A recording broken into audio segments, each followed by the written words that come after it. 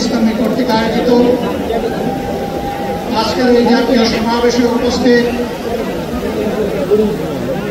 সম্মানিত জাতীয় নেতৃবৃন্দ, বন্ধু সংগঠনের নেতৃবৃন্দ, শহীদ পরিবারের গর্বিত সদস্যবৃন্দ, 24শে জুলাই যোদ্ধাবৃন্দ, আপামর দেশবাসী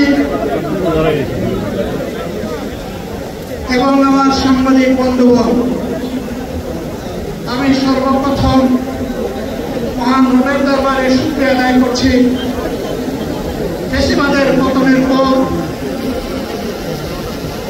অত্যন্ত অনুকূল পরিবেশে আল্লাহ রাব্বুল আলামিন আজকের এই সমাবেশটি করার আমাদেরকে তৌফিক এনায়েত করেছেন, আলহামদুলিল্লাহ। 2 দিন আগে বজ্রধারায় বৃষ্টি চলেছে।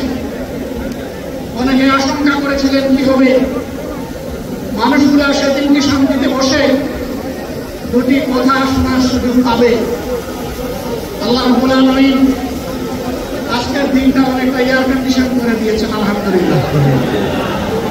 বৃষ্টি নেই, তীব্র রোদও নেই। আল্লাহ তাআলার পক্ষ থেকে তার গোলামদের প্রতি এই যে মেহেরবানি, একজনের মতো সেটা আরেকবার আমি শুকরিয়া আদায় করছি, আলহামদুলিল্লাহ।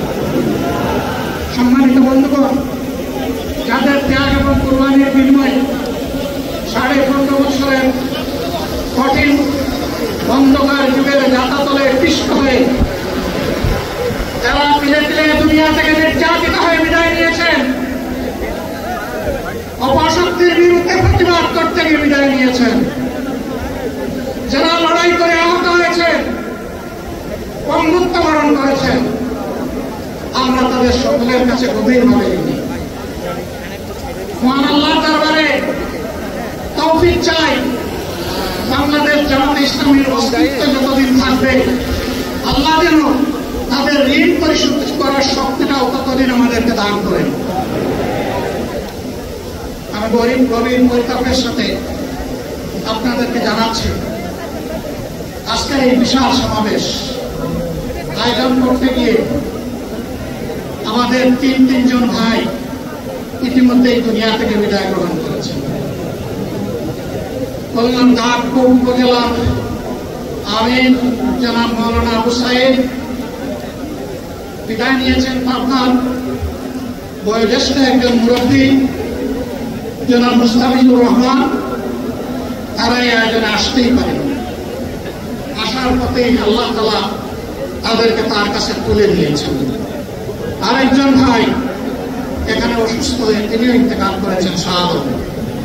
মা রবের দরবারে দোয়া করি, আল্লাহ তাআলা তাদের উপর রহম করুন, তাদেরকে ক্ষমা করুন, জান্নাতুল ফিরদাউসের নিয়ামত তাদেরকে দান করুন।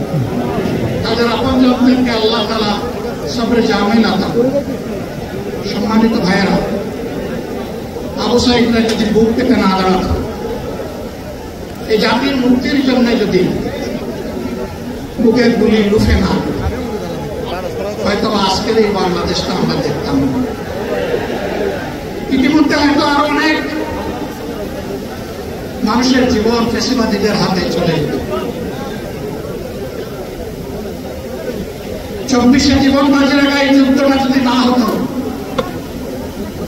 তাহলে আজকে যারা বিভিন্ন ধরনের কথা এবং দাবি দাওয়া পেশ করছেন, তারা তখন কোথায় থাকতেন? অতএব আসল যাদের ত্যাগের বিনিময়ে আল্লাহ তাআলার এই নিয়ামত পাওয়া, তাদেরকে যেন অবজ্ঞা এবং অবহেলা না, শিশু বলে তাদেরকে যেন তুচ্ছ তাচ্ছিল্য না, অহংকার করে অন্য দলকে যেন তুচ্ছ তাচ্ছিল্য না, অরাজনৈতিক ভাষায় আমরা যেন কথা বলি। যদি এগুলো আমরা পরিহার করতে না পারি, তাহলে বুঝতে হবে যারা পারবেন না, ফ্যাসিবাদের রোগ তাদের মধ্যে নতুন করে বাসা বেঁধেছে। আমরা আশা করি আমরা এগুলো করবো না, কেউ এগুলো করবে না, বরঞ্চ রাজনৈতিক শিষ্টাচার রক্ষা করে জাতির জাতীয় ঐক্যে বীজতলাটা আমরা সবাই মিলে একসাথে তৈরি করবো ইনশাআল্লাহ। সম্মানিত ভাইয়েরা, আসরের নামাজ আসন্ন, আরো অনেক বক্তা ছিলেন, তাদেরকে আমরা দিতে পারি না, আমরা দুঃখিত। এজন্য আমার লম্বা কথা বলার সুযোগ নেই। যারা এখানে কথা বলেছেন তারা আমার মনের কথাগুলোই তুলে ধরেছে। আমি শুধু বলতে চাই, আগামী বাংলাদেশটা কেমন হবে? আমি বলি আরেকটা লড়াই হবে ইনশাআল্লাহ।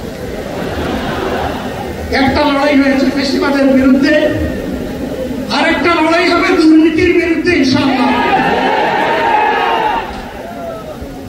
এই দুর্নীতির মূল উৎপাদন করার জন্য যা দরকার, আমরা তারুণ্য এবং যৌবনের শক্তিকে একত্রিত করে সেই লড়াইয়ে ইনশাআল্লাহ বিজয় লাভ করব। প্রিয় ভাইরা,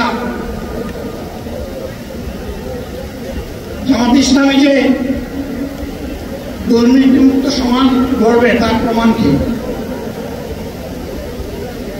তার প্রথম প্রমাণ হচ্ছে